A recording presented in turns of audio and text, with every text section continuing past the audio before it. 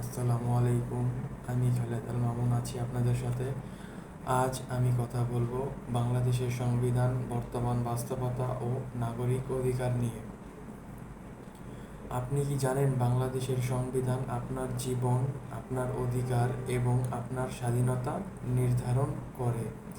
কিন্তু বাস্তব প্রশ্ন হলো, এই অধিকারগুলোকে আমরা সত্যি পাচ্ছি? আজকের ভিডিওতে আমি সহজ বাংলায় বুঝিয়ে দেব বাংলাদেশের সংবিধান কি বলে এবং বাস্তবে আমরা কোথায় দাঁড়িয়ে আছি। বাংলাদেশের সংবিধান হলো দেশের সর্বোচ্চ আইন। 1972 সালে এটি গ্রহণ করা হয় স্বাধীনতার পর। এই সংবিধান বলে রাষ্ট্রের ক্ষমতা সীমাবদ্ধ এবং জনগণই আসল ক্ষমতার মালিক। অর্থাৎ সরকার, পুলিশ, আদালত সবাই সংবিধানের অধীন।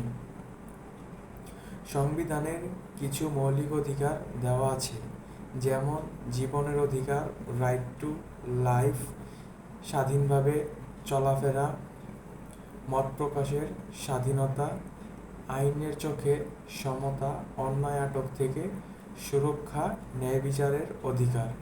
এই অধিকারগুলো কাগজে কলমে সবার জন্য সমান, কিন্তু এখন আসল প্রশ্ন, এই অধিকারগুলো বাস্তবভাবে কতটা কার্যকর হচ্ছে? অনেক সময় আমরা দেখি কেউ অন্যায়ভাবে আটক হচ্ছে, কেউ দ্রুত বিচার পাচ্ছে না, কেউ ভয় বা প্রভাবের কারণে ন্যায় বিচার থেকে বঞ্চিত হচ্ছে। এখানে আইন আর বাস্তবতার মাঝে একটা গ্যাপ তৈরি হয়।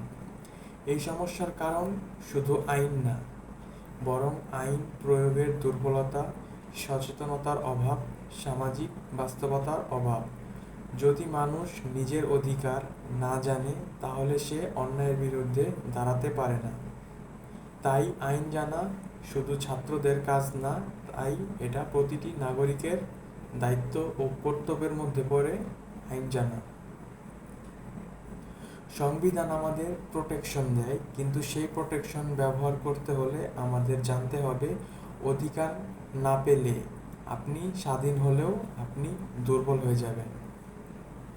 তাই আজ থেকে শুরু হোক সচেতনতা। আপনি যদি আপনার অধিকার জানেন, তাহলে কেউ আপনাকে সহজে দমিয়ে রাখতে পারবে না। আমার ভিডিওটি ভালো লাগলে সাবস্ক্রাইব করে পাশে থাকবেন, লাইক করবেন। আপনাদের আরও কিছু জানার থাকলে আমাকে কমেন্টে জিজ্ঞাসা করতে পারেন। ধন্যবাদ সবাইকে।